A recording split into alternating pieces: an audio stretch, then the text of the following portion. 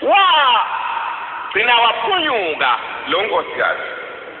wabaleka wathatha umfowabo ngoba wayeseyibheke kahle indlela wayibona uma ngiphuma la bangeke bangithola wayesekhumbula umne wabo semthatha thubaleka naye kodwa kuthe kuphakathi nendlela umne wabo wakhumbula ezinye izinto ayishiye emva bayesebephenduka sebebuya hlala isikhashana kwehluleka lo nkosikazi ukuhlala kulesimo ngoba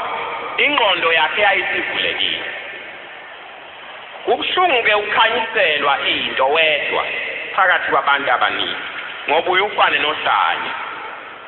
uye uhlupheke wedwa ungazi uzokwenze njani kakhulu uma kusuke kwabantu bakini obathandayo njengalo nkosikazi ngoba wayebona yena umne wabo